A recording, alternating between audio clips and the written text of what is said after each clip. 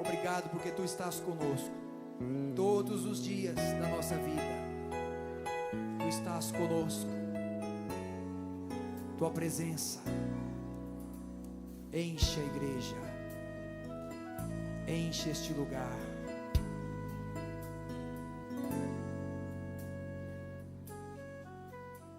Emmanuel é Deus que está comigo, Deus que está presente, pronto a me ajudar. Meu Deus fiel, és meu melhor amigo, Deus que me revela o caminho onde andar.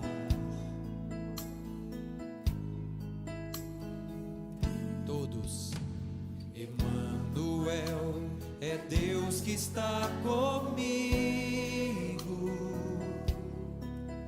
Deus que está presente, pronto a me ajudar. Meu Deus fiel, és meu melhor amigo, Deus que me revela o caminho onde andar. Tua presença enche a igreja. Tua presença enche a igreja, e o Teu amor no meu coração. Abre os meus olhos, quero Te contemplar, Senhor. Tua unção restaura em mim a alegria da Tua salvação. Enche os meus lábios, quero Te adorar, Senhor.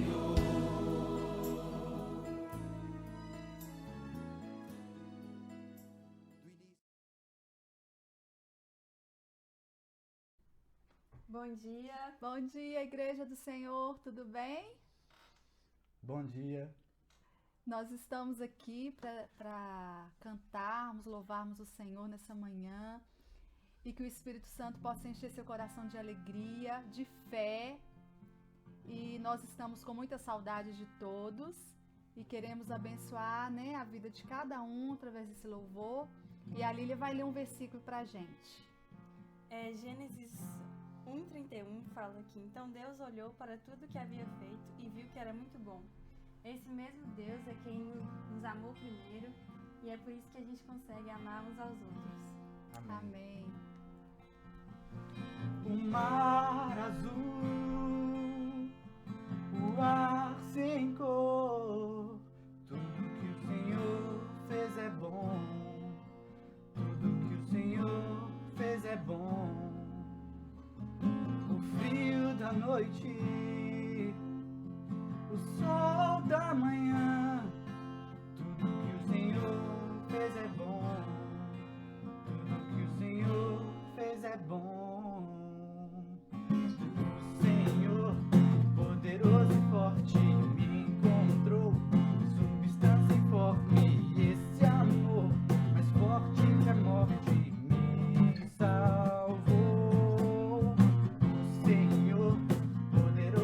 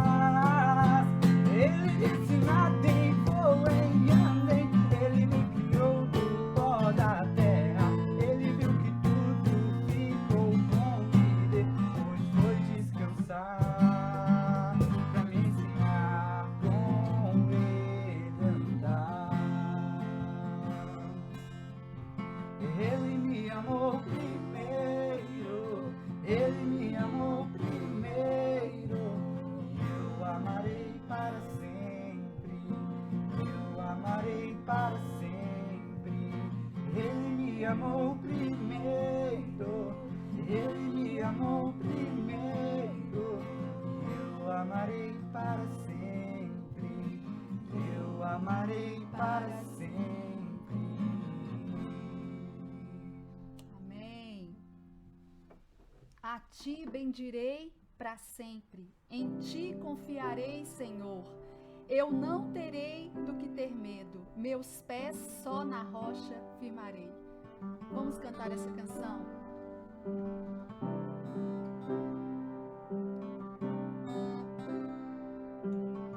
Glória a Jesus. A ti bendirei para sempre.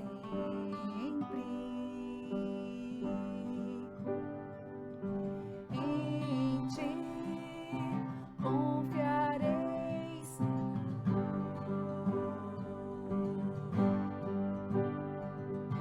eu não terei do que ter medo. Meus pés só na rocha firmarei. Não me abalarei, e do Senhor direi: Tu és meu Deus, protetor, meu refúgio, libertador, meu abrigo, torre forte, todo tempo meu socorro vem de ti.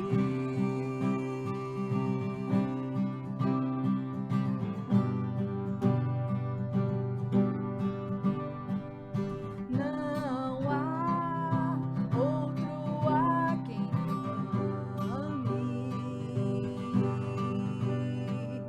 Tu és tudo que eu preciso. Declare: eu me alegro em ti. Eu me alegro em ti,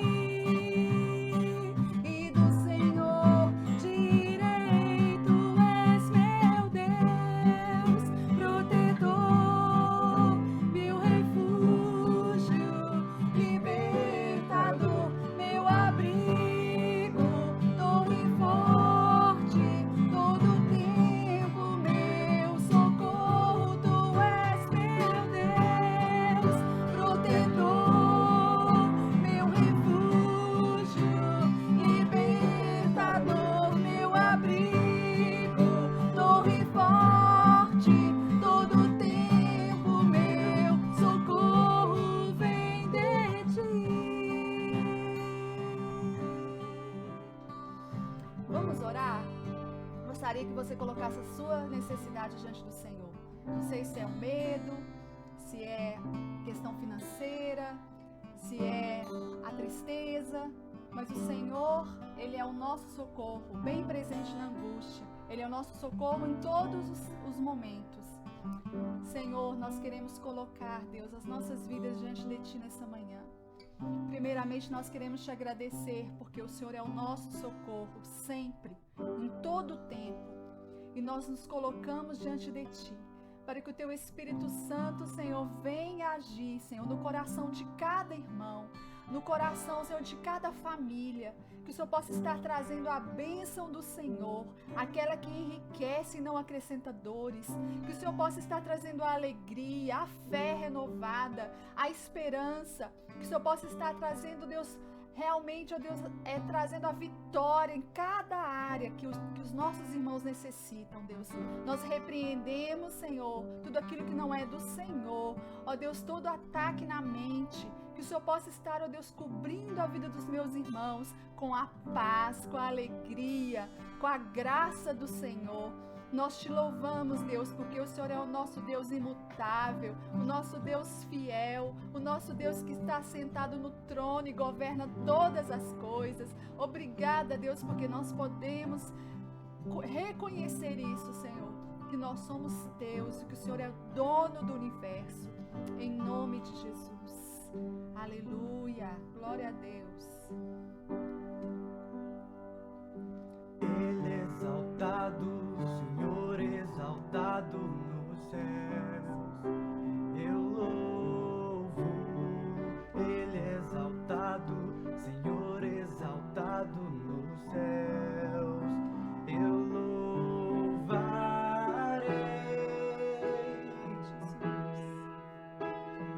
Ele é o Senhor, sua verdade vai sempre reinar.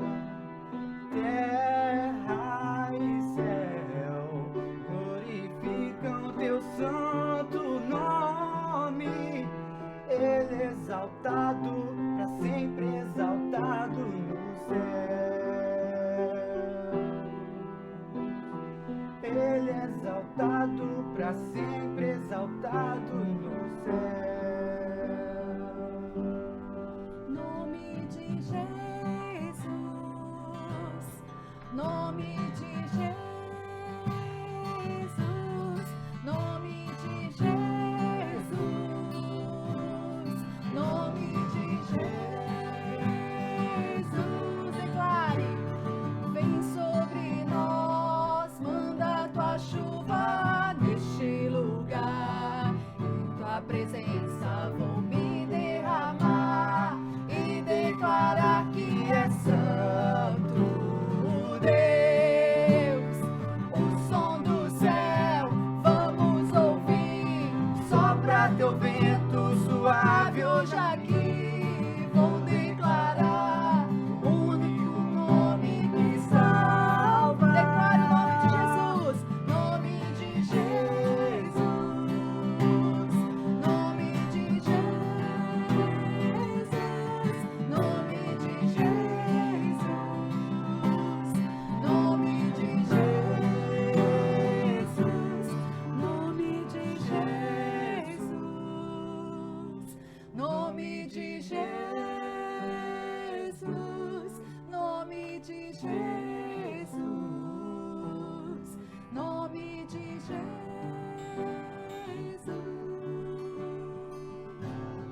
Te damos Honra, te damos glória, teu é o poder, para sempre, amém.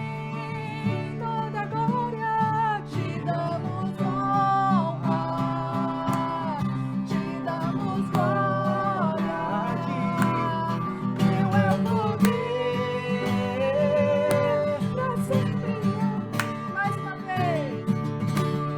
Te damos honra, te damos glória, teu é o poder, pra sempre, amém. Vem sobre nós, manda tua chuva neste lugar. Em tua presença vou me derramar e declarar que é santo Deus. O som do céu vamos ouvir, sopra teu vento suave hoje aqui. Vou declarar o único nome que salva. O único nome que salva. Nós declaramos o nome de Jesus. Aleluia. Deus abençoe.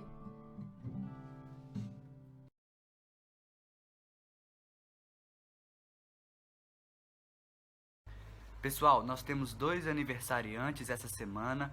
Os 2 são irmãos e fazem aniversário no mesmo dia. Dia 6/5, o Davi Lins e a Dalila Lins. Que Deus possa abençoá-los nesse novo ano que eles vão completar. Vou orar aqui por eles. Senhor Deus, nós te agradecemos pela vida do Davi, pela vida da Dalila.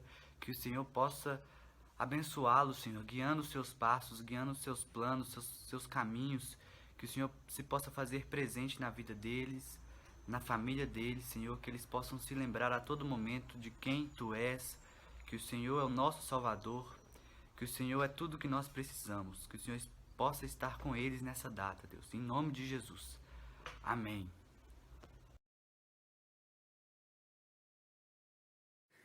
Meus irmãos, a paz do Senhor Jesus para todos vocês. Que a paz de Deus, que excede a todo entendimento, possa guardar as nossas mentes e os nossos corações nele, que é a rocha. Queridos, eu estava meditando esses dias a respeito do distanciamento social e as suas consequências e aquilo que ele provoca em nós. E eu gostaria de então compartilhar com vocês aquilo que Deus tem colocado no meu coração sobre a palavra nesse sentido. Mas vamos orar primeiro, né? Pai, obrigado por essa oportunidade, Senhor. Obrigado por poder gravar esse áudio, esse vídeo, Senhor, e que a Tua palavra ela seja poderosa, Senhor, para que a gente tenha condições de nos manter firmes nesses tempos de distanciamento social que nós vivemos. Que o Teu Espírito, Senhor, tenha liberdade para produzir em nós aquilo que o Senhor quer produzir através da Tua palavra, em nome de Jesus. Amém. Bom, queridos, o que o distanciamento social tem produzido em você? Aí você pode refletir a respeito, você pode meditar a respeito, né? Com certeza algo o distanciamento social ele tem produzido. Porém, o distanciamento social ele não é algo novo, não é nenhuma novidade. É claro que a proporção que ele alcançou por conta do Covid-19 é uma proporção muito maior do que nós estamos acostumados. É uma proporção planetária, né? Toda a Terra está experimentando esse distanciamento. Mas ele em si ele não é uma novidade. E existem outros tipos de distanciamento. Esse distanciamento que nós estamos vivendo é um distanciamento produzido para se evitar uma contaminação maior de pessoas. Mas existem outros tipos de distanciamento. Nós temos o distanciamento provocado pela enfermidade em si, né? A enfermidade ela produz um distanciamento social. Quantas pessoas estão internadas e iniciaram o ano, né, de 2020 internadas e ainda não saíram dos hospitais por N motivos, né? Quantas pessoas já nasceram dentro de hospital e ainda não puderam sair do hospital? Então essas pessoas elas estão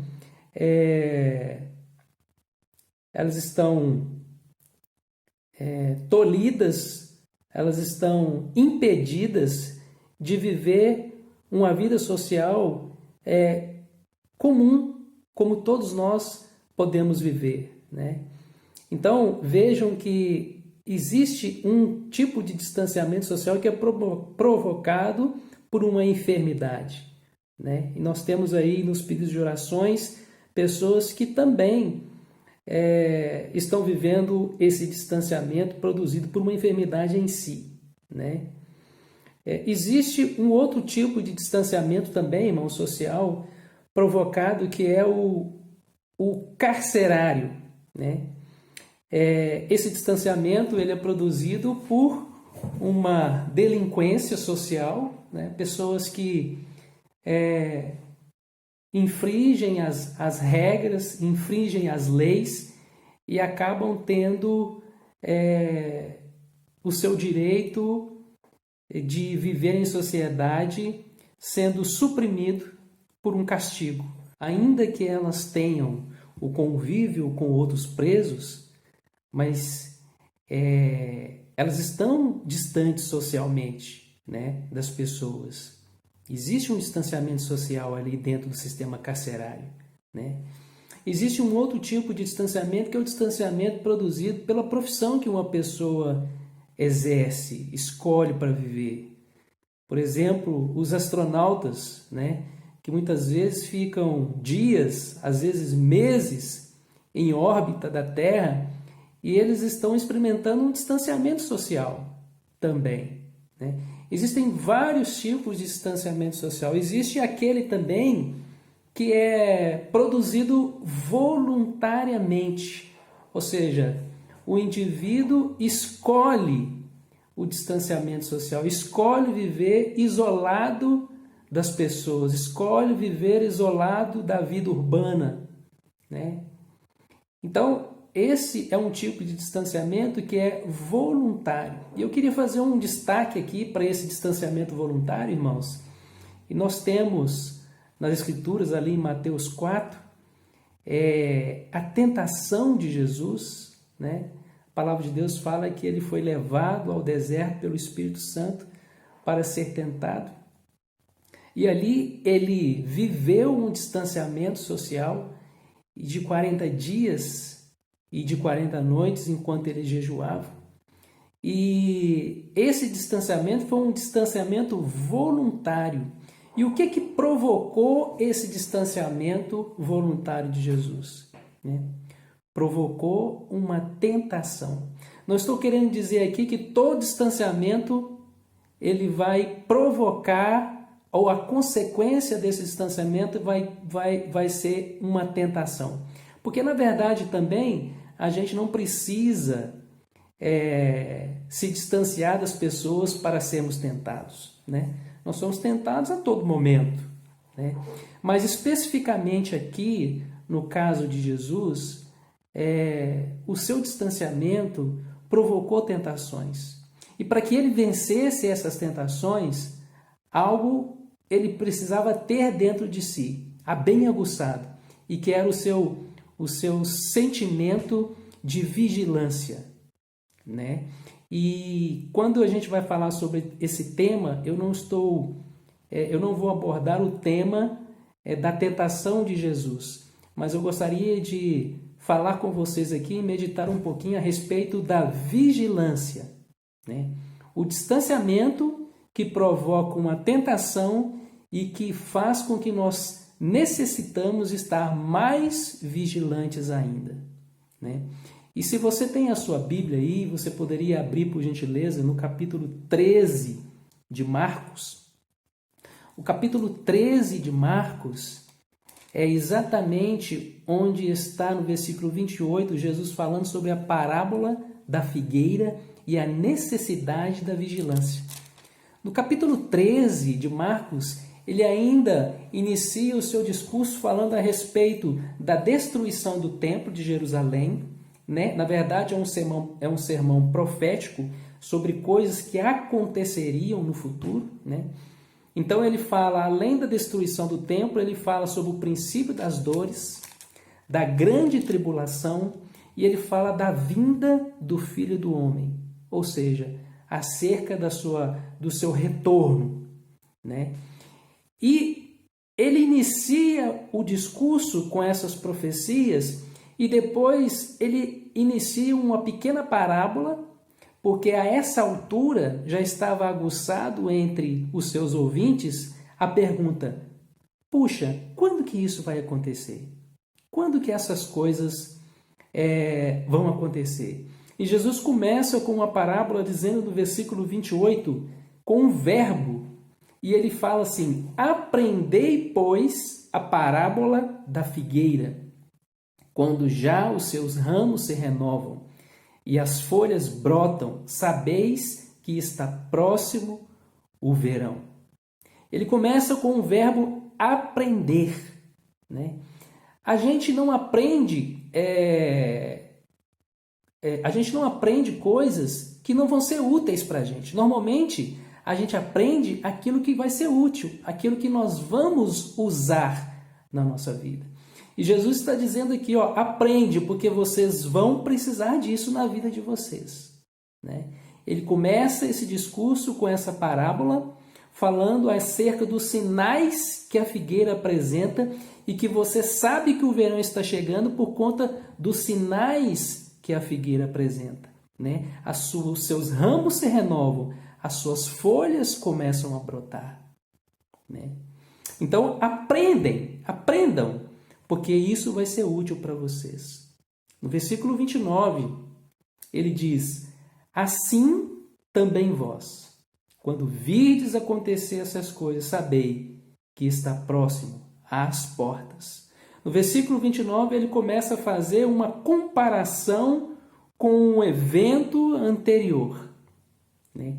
Da mesma forma, da mesma maneira, né? Da mesma forma que você consegue identificar que o verão está chegando por conta dos sinais da figueira, sabeis que quando virdes acontecer essas coisas, né? Que coisas são essas? Os sinais do início do seu discurso, as profecias do início do seu discurso, né? O princípio das dores. Para os judeus ali, a destruição do templo, isso ficou na história para nós. A grande tribulação, né? A vinda do Filho do Homem. Então, quando virdes esses sinais acontecendo, que ele falou ali na sua profecia, né? Vocês vão saber que está próximo, que está às portas. Quando virdes,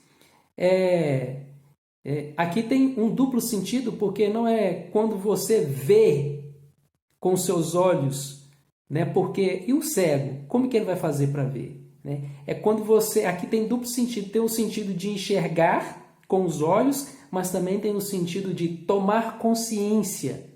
E nós sabemos que muitas vezes tem cegos que eles têm um nível de consciência muito mais elevado do que pessoas que enxergam, porque ele aprende a desenvolver outras habilidades na ausência da visão, né? Então, o virdes aqui tem duplo sentido, é o enxergar com os olhos naturais, mas também tomar consciência.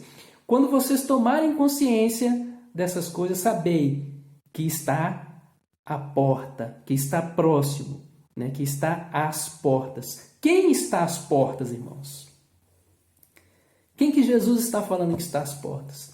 A resposta a essa pergunta está no versículo 26, quando ele diz: então verão o Filho do Homem vir nas nuvens com grande poder e glória.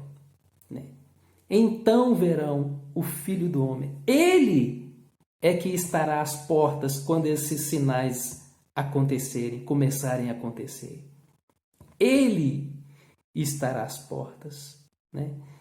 Mas aqui também, irmão, a gente nós ficamos refletindo a respeito também daquela passagem lá em Apocalipse, quando diz: eis que estou à porta. E eu fico pensando, irmãos, para quantos idosos Jesus já não está às portas, né? Para quantos? E não somente para os idosos, para quantos jovens que perderam as suas vidas, Jesus já não estava às portas e eles nem perceberam. Outros perceberam, né? Já tinham entregue as suas vidas a Ele. Mas quantos jovens prematuramente perdem as suas vidas quando Jesus já estava à porta e eles não estavam percebendo, né? Então aqui, na verdade, Jesus está sempre à porta. Porque mais para frente nós vamos ver aqui que ele vai dizer que o dia e a hora ninguém sabe, né? O dia e a hora ninguém sabe. Então, a todo momento Jesus está às portas, né? De certo sentido, fazendo uma ligação com outros pontos das Escrituras, nós percebemos que Jesus está sempre às portas, está sempre à porta, né? Está sempre à porta. E aqui no versículo 30 ele diz: em verdade vos digo que não passará essa geração sem que tudo isso aconteça. Não passará essa geração sem que tudo isso aconteça. Geração aqui, irmãos, ela tem o significado de a humanidade. A humanidade não vai passar sem que todas essas coisas aconteçam. A humanidade, ela não será poupada de tudo isso que eu estou dizendo para vocês. E o que vai acontecer, né? A humanidade não será poupada de guerras. A humanidade não será poupada de terremotos. A humanidade não será poupada da fome, das pestes, das perseguições, não será poupada dos falsos cristos, né? E ele disse aqui, ó, no versículo 21, então se alguém vos disser, eis aqui o Cristo, ou ei-lo ali, não acrediteis, né? Então, a humanidade não será poupada dos falsos profetas, não será poupada dos enganos, né? Daqueles que viriam fazendo sinais, né? em nome dele, né? Muitas vezes. Né? Então, a humanidade, quando Jesus diz aqui, não, em verdade, vos digo que não passará essa geração sem que tudo isso aconteça, ele está dizendo que todas essas coisas vão acontecer e a humanidade não será poupada de nenhuma dessas coisas, como de fato as suas profecias vêm se cumprindo e de fato nós não temos sido poupados dessas coisas. A humanidade não tem sido poupada dessas coisas, né? No versículo 31, ele diz, passará o céu e a terra, porém as minhas palavras, elas não passarão. Nós vemos aqui uma espécie de ironia, uma figura de linguagem chamada ironia. É como se Jesus estivesse dizendo, é mais fácil passar o céu e a terra, mas a minha palavra, ela não passará jamais, né? Não passará jamais. E nós vemos aqui também um contraste com a palavra do homem, né? Nós temos visto e escutado nesses últimos tempos, nesses últimos dias, as notícias políticas, e cada dia que passa a gente fica mais sem saber quem é que está falando a verdade, né? Quem é que está falando a verdade? Por que, irmão, a gente não sabe quem é que está falando a verdade? Porque quem está falando é o homem, né? Aqui existe um contraste entre a palavra de Deus e a palavra do homem. Quando o homem fala, se nós não tivermos um embasamento, nós estaremos sujeitos a dúvidas. Lembra dos bereanos que ouviam a palavra e ouviam a mensagem, a pregação e iam nas escrituras para saber se estava correto? Eles tinham um parâmetro, um embasamento para poder pesquisar, né? Na política, muitas vezes, nós não temos uma base, um embasamento, né? E a gente fica sem saber quem é que uma pessoa com tanto conhecimento, né? E a gente fica sem saber quem é que está falando a verdade quem é que não, e quem que está falando a mentira. Porque é a palavra do homem. Mas aqui Jesus está falando e reafirmando, a minha palavra, ela não passará jamais, né? Isaías 40, versículo 8, fala que a palavra do Senhor, ela é infalível, ela é verdadeira e ela é eterna, né? Então Jesus está confirmando aqui a sua palavra. Os céus podem passar, a terra podem passar, mas a minha palavra não passa jamais. Ela se cumpre em tudo aquilo que eu disser, em tudo aquilo que eu falar. Versículo 32. Nós vemos aqui, então, uma mudança de discurso, né?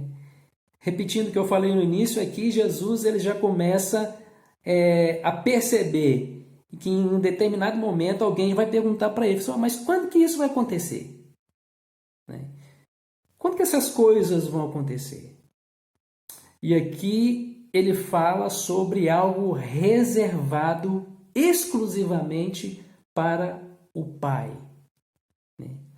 É algo de domínio próprio, de apenas uma pessoa. E ele diz assim, no versículo 32, mas a respeito daquele dia ou da hora, ninguém sabe, senão os anjos, a respeito daquele dia ou da hora, ninguém sabe, nem os anjos no céu, nem o Filho, senão o Pai. Ou seja, esse conhecimento do dia e da hora está exclusivamente reservado para o Pai. Eu não sei se eu não sei não, com certeza vocês devem conhecer aqueles armários que são colocados na rodoviária, nos correios, eu já vi também, nos bancos, acredito que em aeroportos deve ter também os guarda-volumes. Quando a gente era criança, que a gente ia viajar de ônibus, eu via aqueles guarda-volumes, aqueles armários pequenos e cada um com uma chave, e eu ficava pensando assim, puxa vida, o que tem ali dentro? E aí eu fico pensando que cada um de nós já deve ter feito essa pergunta quando viu um guarda-volumes, né? O que tem ali dentro? Irmãos, o que tem ali dentro do guarda-volume está reservado exclusivamente para quem tem a chave. Se você não tiver a chave, você não vai saber o que tem ali dentro, né? Então, da mesma forma, o dia e a hora estão reservados para aquele que tem a chave. E aquele que tem a chave, ele só tem uma única cópia. Ele só tem uma única cópia, não. Ele só tem um único original dessa chave. E quando ele abrir a porta daquele armário, e ali ele vai tirar o dia e a hora. E essas coisas vão acontecer. Elas vão, como está escrito lá em 1 Tessalonicenses 4, né? Ao soar da trombeta, né? Essas coisas vão acontecer. Mas ela está reservada somente para o Pai, né? Ele é que tem o acesso exclusivo ao dia e à hora. Então, se alguém virar para você e falar, isso vai acontecer dia tal, no ano tal, não dei crédito a isso. Isso já aconteceu na história, né? Não dei crédito a isso. Porque ninguém pode dizer o dia e a hora, somente o Pai. No versículo 33 até o versículo 37, irmãos, são 5 versículos. E durante esses 5 versículos aparecem 4 vezes o verbo vigiar, né? Jesus dá uma ênfase aqui, então, no ponto que eu gostaria de chegar para vocês, sobre a necessidade de vigilância a todo momento. Não só por conta desse tempo que nós estamos vivendo, mas Jesus aqui ele é categórico em dizer que é necessário estarmos vigiando, né? E Jesus, ele venceu ali a tentação no deserto, né?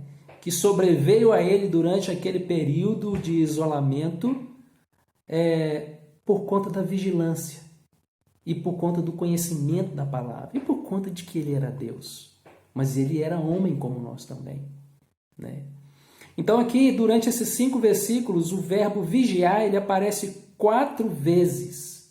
E no versículo 33, tem algo interessante aqui, diz assim, estai de sobreaviso, vigiai e orai, porque não sabeis quando será o tempo. Essa palavra sobreaviso, irmãos, ele é muito interessante. Talvez seja mais fácil para a gente entender o nosso contexto.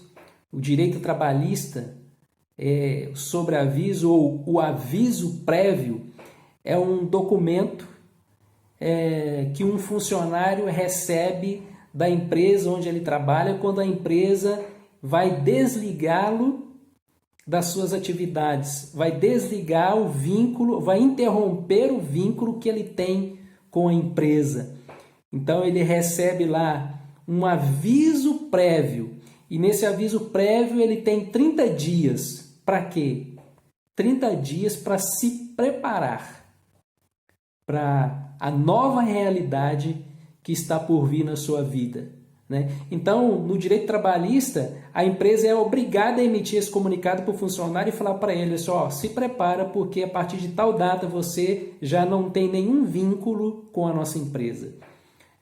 Você já não terá mais direito a nenhum benefício que a empresa ela te dá enquanto você tem um vínculo empregatício conosco, né? Então, durante a minha vida profissional, durante 30 anos, eu recebi 3 avisos. Na verdade, 4 avisos. 3 avisos prévios, profissionais, e 1 aviso prévio existencial. Esse que nós estamos recebendo aqui é o aviso prévio existencial. O aviso prévio profissional, ele não é muito agradável de receber, não, né? Eu lembro que a Kenny estava grávida de 6 meses do Heitor e eu recebi um aviso prévio que durou aí os 30 dias, né? Mas até que eu conseguisse uma recolocação profissional no mercado, demorou mais alguns meses. E foi um tempo assim, no início a gente fica baqueado de receber aquele aviso, né? Ainda mais na condição em que nós estávamos, mas nós estamos aí, né? Guardados por Deus, sustentados por Deus, valendo muito mais do que os lírios do campo, do que os pardais, e Deus tem cuidado de nós. Então, o aviso prévio profissional é doloroso, mas para quem confia no Senhor, Ele guarda, Ele cuida, Ele sustenta. Mas aqui Deus está falando então, irmã, sobre esse sobreaviso, sobre esse aviso prévio, espiritual, existencial, né? Fala assim, olha, vigia, porque o vínculo que você tem com essa existência, ele pode acabar a qualquer momento, né? Você não sabe que hora que o vínculo que nós temos com esse fôlego de vida, com esse presente que Deus nos deu, nós não sabemos que hora que esse vínculo vai ser interrompido. Então, estejais de sobreaviso, né? Estejais de sobreaviso, vigiai, né? E aí, no versículo 34, ele começa uma outra pequena parábola a respeito de um dono de uma casa que saiu. Ele não falou que dia que ele ia retornar, né? Então, ele fala aqui, é como um homem que ausentando-se do país, deixa sua casa, dá autoridade aos seus servos, a cada um a sua obrigação, e ao porteiro ordene que vigie. Vigiai, pois, porque não sabeis quando virá o dono da casa, se à tarde, se à meia-noite, se ao cantar do galo, se pela manhã, para que vindo ele inesperadamente não vos ache dormindo. Então Jesus faz essa parábola comparando como dono de uma casa, né? E aquele que nos criou, ele é dono dessa casa, né?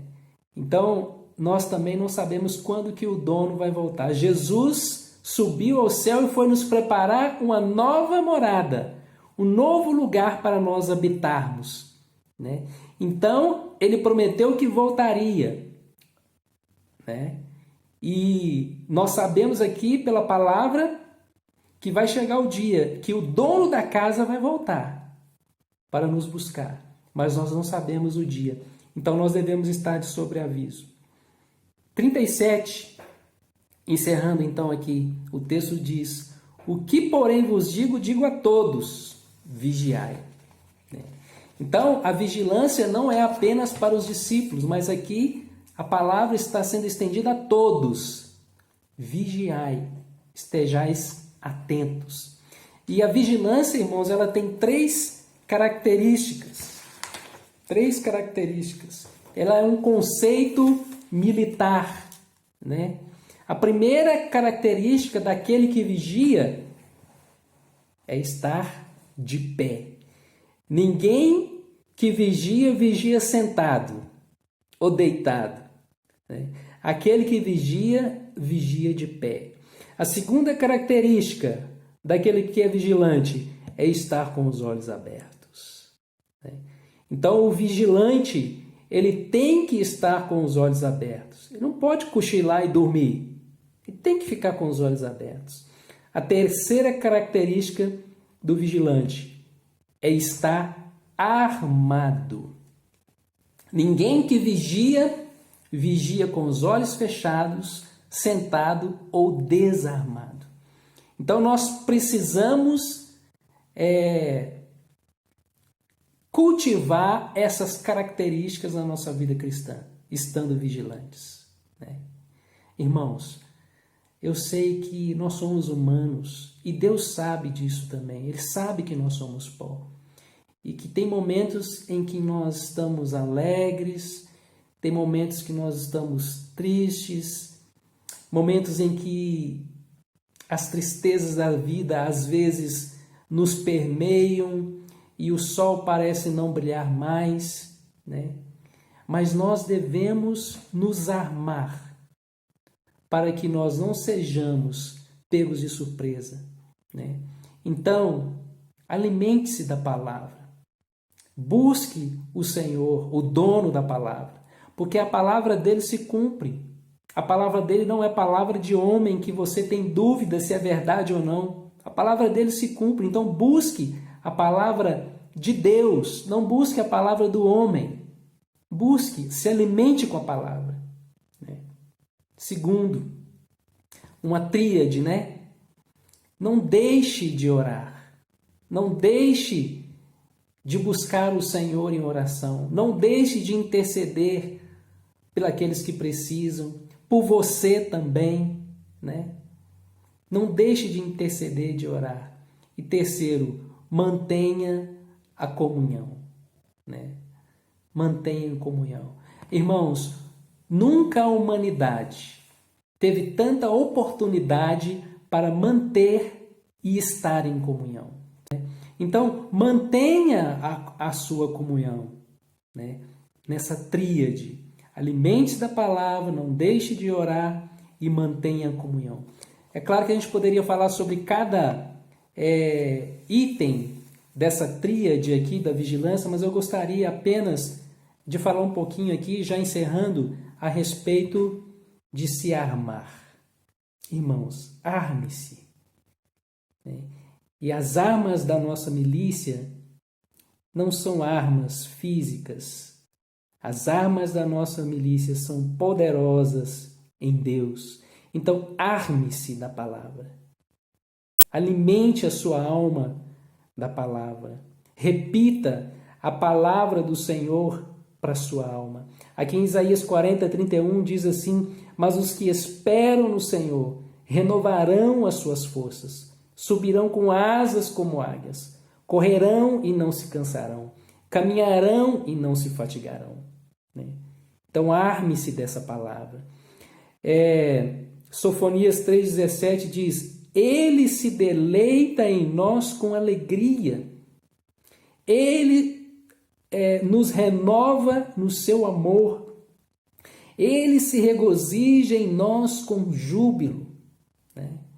Salmo 37:39 diz: vem do Senhor a salvação do justo, ele é a sua fortaleza no dia da tribulação.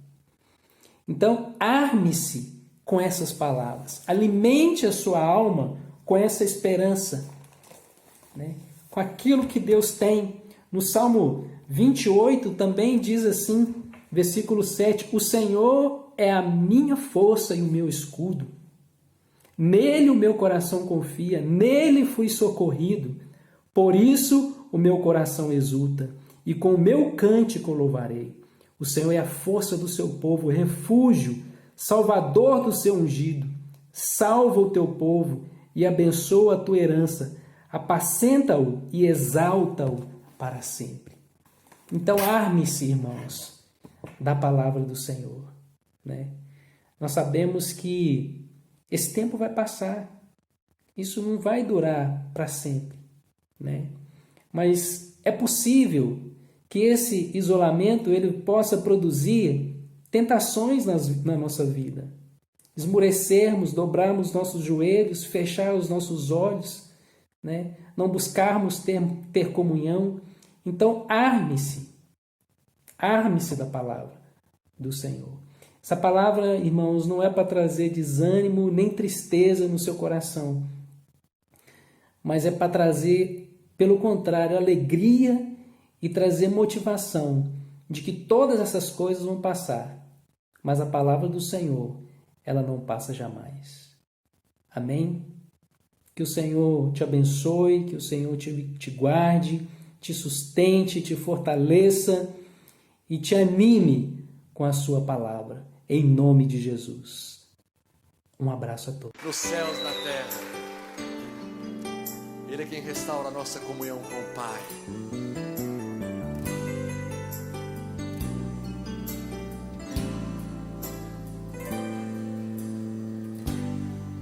Restaura, Senhor, a minha comunhão com Tua presença, a liberdade de sentar contigo à mesa e contemplar Tua beleza. Restaura, Senhor, a intimidade do primeiro amor, a transformar tudo que tenho e sou, e assim viver para Teu louvor. Restaura, Senhor, a minha sede de Te adorar, para que a minha vida eu possa derramar no Teu altar, Senhor. Restaura, Senhor, restaura, Senhor, Espírito em meu ser, a palavra que alimenta o meu viver, e para sempre Te obedecer.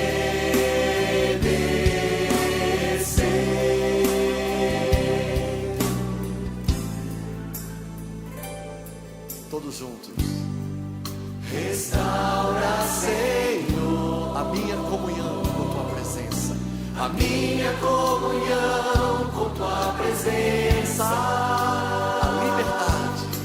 a liberdade de sentar contigo à mesa e contemplar